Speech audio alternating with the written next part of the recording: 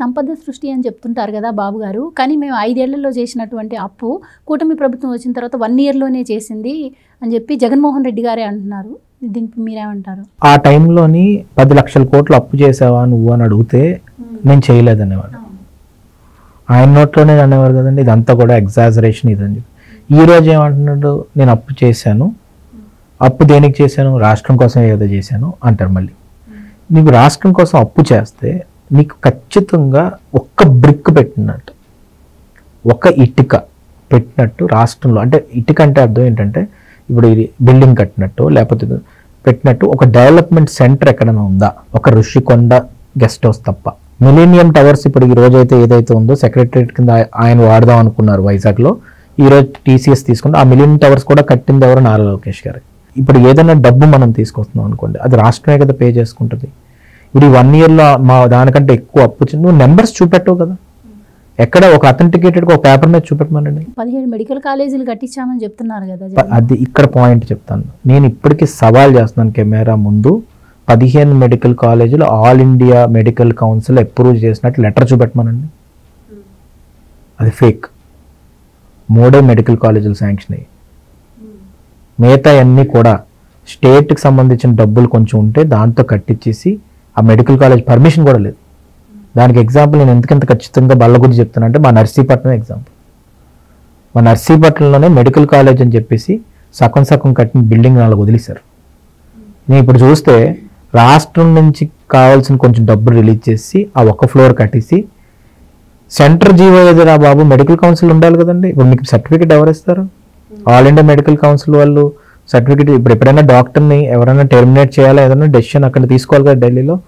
ఆ సంబంధించిన medical college permission ఏదైతే ఢిల్లీ నుంచి పర్మిషన్ రావాలో ఆ పర్మిషన్ లేదు. పాడేరుకి ఒకటే ఉంది, ఇంకో 2 కాలేజెస్ ఉన్నాయి, 2 కాలేజ్కి ఉంది.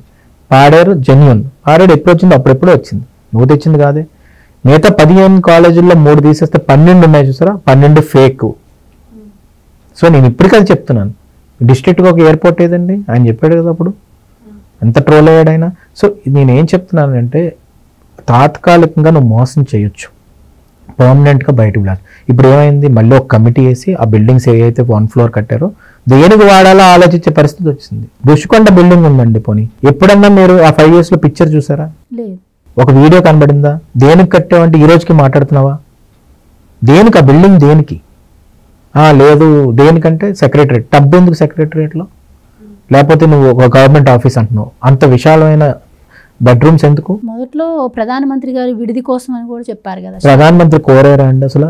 ఎప్పుడన్నా ఇండియాలో మీరు అబ్జర్వ్ చేయండి, ఇందిరాగాంధీ గారు కూడా, అంటే అన్ని ఏళ్ళు రూల్ చేసిన ఇందిరాగాంధీ గారు కూడా నార్మల్ హౌస్లోనే ఉన్నారు కదా.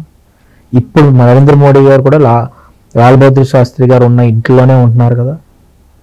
అంటే ఏ పొలిటీషియన్ ఇలా కోరుకోడండి, అదే నేను చెప్తున్నాను.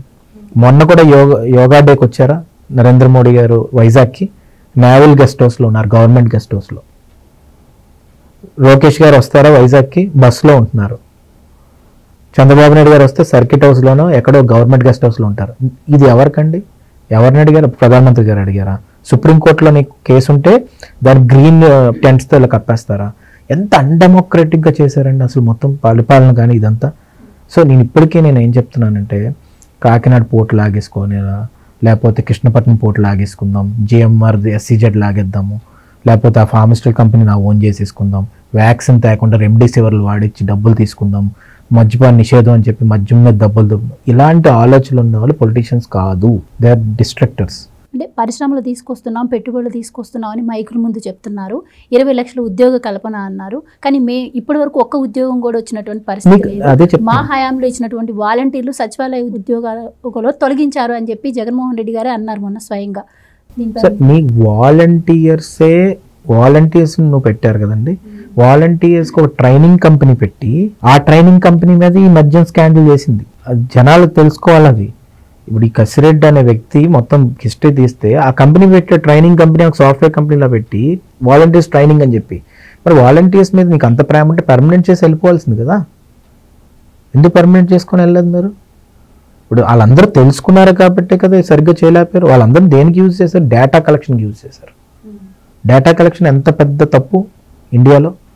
ప్రతి ఒక్క డేటా ఏంటి, ఆ 45 ఇల్లులోని ఏదో చేద్దాం. కానీ వాలంటీర్స్లోని సగం పైన చాలా మంచి వాళ్ళు ఉన్నారు కాబట్టి వాళ్ళందరూ డెమోక్రటిక్గా ఆలోచించుకొని టీడీపీ కోటేసిన వాళ్ళు ఉన్నారు చాలామంది. సో నేను ఈరోజు ఏం చెప్తున్నానంటే, నువ్వు ఒక సపరేట్ గవర్నెన్స్ని తయారు చేద్దాం అనుకున్నాడు ఈయన. పోలీసులు తయారు చేద్దాం అనుకున్నాడు వితౌట్ ట్రైనింగ్.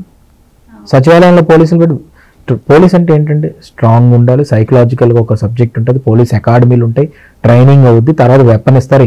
నువ్వు డైరెక్ట్ సచివాలయంలో పోలీస్ అపాయింట్మెంట్ ఎవరు ఇస్తారంటే అసలు ఇండియాలో ఎక్కడ జరుగుతుంది అది. సో ఇవన్నీ కొత్తగా ఆలోచించాను అనుకుంటున్నారు ఆయన, కానీ ఆయన కొత్తగా ఆలోచించలేడు. అదంతా డిస్ట్రక్షన్ మోడ్. అది నేను అదే చెప్తున్నాను. నువ్వు ఒక సిస్టమ్ నేను తయారు చేశాను, ఆ సిస్టమ్ ఎప్పుడు కూడా రూట్స్ నుంచి స్ట్రాంగ్గా తయారు చేయాలి.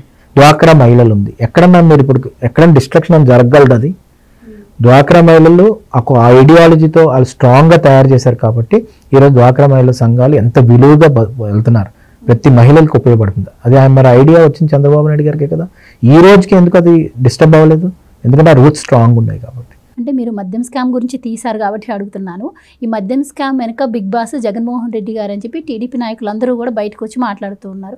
మరి నిజంగా ఆయనే ఉండి ఉంటే ఇప్పటి వరకు ఎందుకు ఆయన అరెస్ట్ చేయలేదు అంటారు? ఎంక్వైరీ అనేది జరుగుతుంది కదండి. ఇప్పుడు అరెస్ట్ చేసేసి చంద్రబాబు నాయుడు గారు చేయలేని తప్పుని చేశారని చెప్పి తీసుకెళ్లారు కదా. అలాంటి పొలిటికల్ రాజకీయాలు టీడీపీకి అవ్వదండి.